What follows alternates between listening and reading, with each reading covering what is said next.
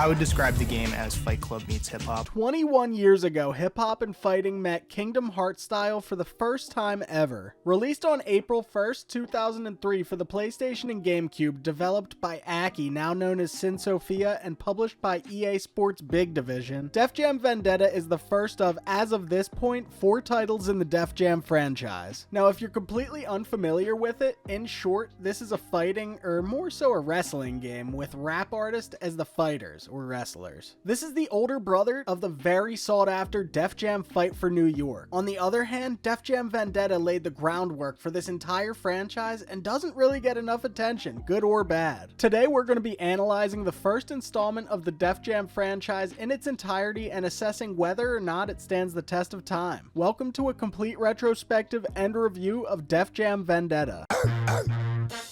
Def Jam Vendetta came to fruition as EA lost their WCW license back in 2001. EA pivoted with the engine that was already built for their canceled WCW title and just used it for the new IP they had acquired, Def Jam. The game runs off of a mostly unmodified Aki engine with button mashing added in, creating a more arcade feel over the quote-unquote simulation type of games that Aki were known for. Titles such as WWF No Mercy, WWF WrestleMania 2000, WCW vs NWO World Tour, and WCW NWO Revenge. Art director Daryl Anselmo states that in regard to gameplay, they wanted to keep it fast-paced while also staying true to urban culture. Thanks, Daryl. I don't really know what that means. The development team would work closely with Def Jam artists during development, artists giving detailed levels of input into how they wanted their fighting style to look, their catchphrases, finishing moves, etc., etc. Fast forwarding 3 years after release, the PlayStation 2 version of Def Jam Vendetta had sold around 750,000 units, earning roughly $30 million in the United States alone.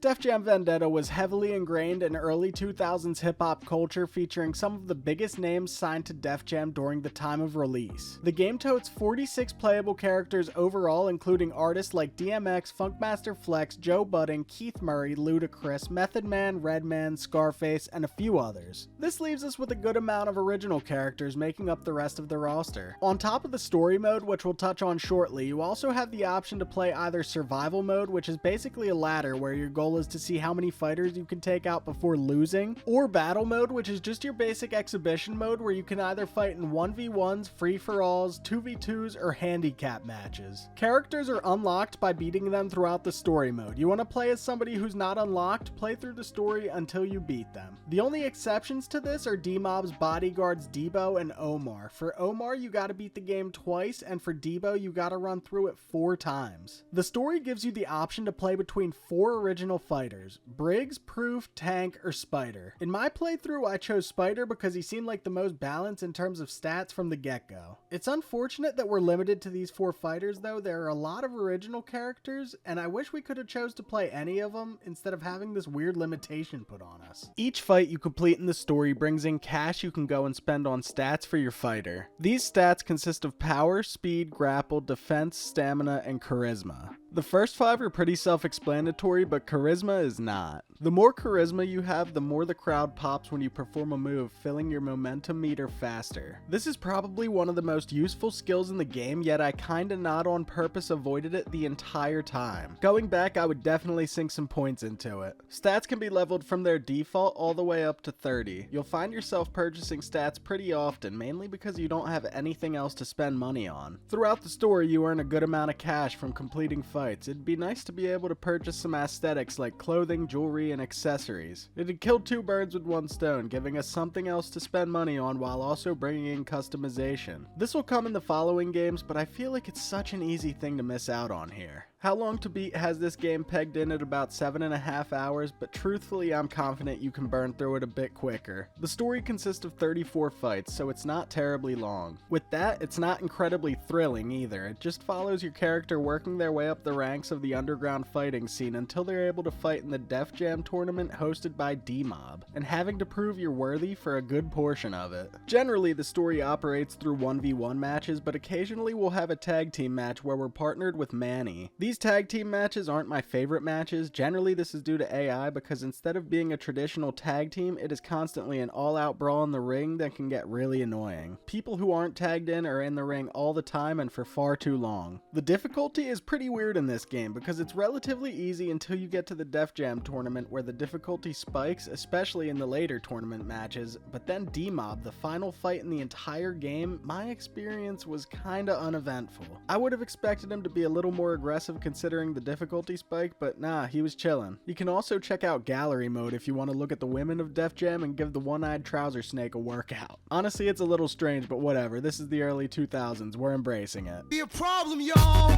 For the most part, the gameplay itself is fun and offers a little more than surface level depth regarding combat. As you would expect from a fighting or wrestling game, this is more of the latter. Each character has several different combinations of moves ranging between weak and strong striking attacks, submission holds, and grapples in various positions. Fights in this game take place in and around a wrestling ring, so you can integrate ropes, corners, and the outside of the ring into your strategy. Your momentum meter, which we touched on earlier, represents the flow of the fight. By performing moves, taunting opponents, reversing grapples and strikes, or escaping submissions, your momentum meter fills up. Once filled entirely, you simply give the right analog stick a little wiggle and you're put into blazing mode. Your character moves twice as fast in this state, deals twice as much damage, and is able to perform a finisher. Each character has two different finishers, one performed from the front and one from the back. These are fun, wacky, painful, over-exaggerated moves that are akin to PG variants of fatalities from Mortal Kombat. These don't automatically end the match, your opponent needs to be in the danger zone for that to take place, but if they don't end the match, they'll certainly shorten it if you take advantage of the opportunity. There are 12 venues in total throughout this game. At the end of the day, these are really just fancy backdrops with a wrestling ring as the focal point, but nonetheless, I'd say there are a decent amount of venues to switch that what can be repetitive gameplay that's common in this type of game up just a little bit.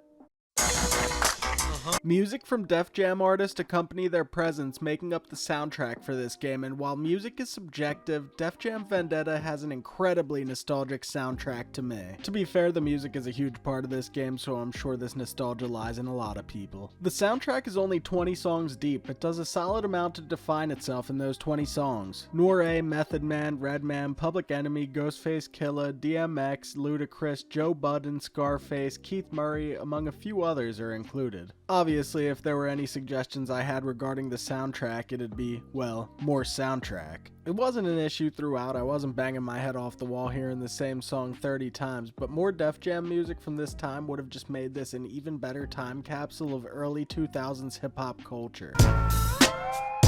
All in all, this is a pretty solid foundation to the Def Jam franchise. It lays the groundwork properly, delivering some fun fighting or wrestling gameplay. It gives you a solid mix of popular Def Jam artists and original fighters to play as. The finishers are wacky and fun, the soundtrack is absolutely iconic, albeit fairly limited in size. The story is pretty cliche, going from bottom tier underground fighter to top of the food chain, winning the most illustrious fighting tournament on the Gambit, and only being able to play as 4 characters for it made the experience feel a little more limited. Nonetheless, it did keep me entertained for several hours, and there's something to be said for that. The lack of customization and things to spend your money on sort of go hand in hand and could have just been addressed with the addition of a store to purchase clothing, accessories, and jewelry, but considering this has been implemented in later installments, I digress. Probably one of my biggest complaints I have for this game is something we haven't even talked about because there's not too much to talk about regarding it, and it's the button mashing. Button mashing is an issue that plagued many games from this era. It's just not a fun thing to do, and I found myself needing to mash my buttons a lot. That aside, this game is still a time capsule that I'd bet a lot of people, especially those who weren't around for the 6th generation of gaming, have never really experienced. I would recommend it if you're into fighting games, wrestling games, hip-hop culture, or any combination of the 3. With that said, its younger brother Def Jam Fight for New York is widely considered significantly better, but it's incredibly expensive. I own a copy, but you're gonna have to leave a like and comment letting me know you want to see that to make it worth unsheathing the case from this 20-cent plastic sleeve. Hey, are you interested in my thoughts on the Tony Hawk's Underground games? Check them out in order here. Thanks for watching.